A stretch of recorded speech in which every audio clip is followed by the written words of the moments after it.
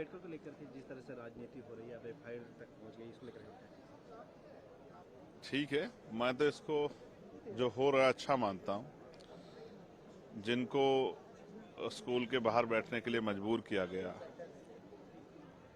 जिनको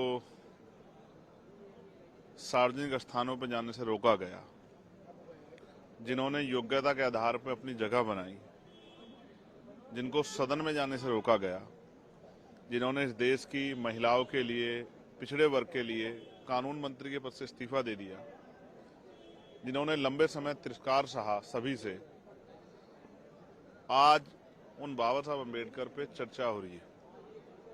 क्योंकि ये चर्चा पार्लियामेंट से शुरू हुई है, तो देश के अंतिम व्यक्ति को जो टीवी देखता है, सोशल मीडिया देखता है, जो अपने क्षेत्र के नेताओं से जुड़ा हुआ है, सबको आज बाबा साहब अम्बेडकर के बारे में जानने का मौका मिल रहा है। इस एक विवाद ने जिस महापुरुष को लंबे समय तक नकारा गया, मुख्य धारा से दूर रखा गया, उनके योगदान को, उनके ज्ञान को, क्योंकि वो अर्थशास्त्री भी थे, वो पत्रकार भी थे, वो शिक्षाविद भी थे, वो विधि के ज्ञाता भी थे, वो महिलाओं के मुक्तिदाता भी थे, वो वंचितों के रहबर भी थे। जिस तरह से उनको, उनके योगदान को नकारा गया, उस योगदान पे आज चर्चा हो रही है। मैं बड़ा खुश हूं कि ये चर्चा और हो, और मैं तो आज देश के प्रधानमंत्री से मांग करता हूं कि अगर भारतीय जनता पार्टी सच में बाबा साहब अम्बेडकर का दिल से सम्मान करती है तो उनके सपनों पर भी काम करे। उनके नाम पर जो कमजोर वर्गों के गांव, दलित पिछड़ों के, आदिवासियों के, उनको अम्बेडकर ग्राम घोषित करें, उनमें सुख सुविधाएं दें। उच्च शिक्षा में scholarship schedule caste, schedule tribe, backward के लोगों को दे। बहुत सारी जो है उनकी इच्छाएं थी कमजोर वर्गों को लेकर, महिलाओं की सुरक्षा को लेकर, उनकी तरक्की के रास्ते खोले। जो आरक्षण से लेकर तमाम चीजें, बुनियादी अवसर जो हैं, जो वंचितों को मिलने हैं, उनको देने का काम करे। और जो हिंसा हो रही है, एक बार प्राइम मिनिस्टर ने कहा था कि दलितों को मत मारो, मुझे मार लो। उन पे जो हिंसा हो रही है दलित, आदिवासी, पिछड़ों पे, उस हिंसा को रोकने का काम करें। तब जाके शायद बाबा साहब अम्बेडकर को, क्योंकि बाबा साहब अम्बेडकर सिर्फ चित्र नहीं है, एक व्यक्तित्व है, एक चरित्र है, उस चरित्र पर भी काम करने का प्रयास करें।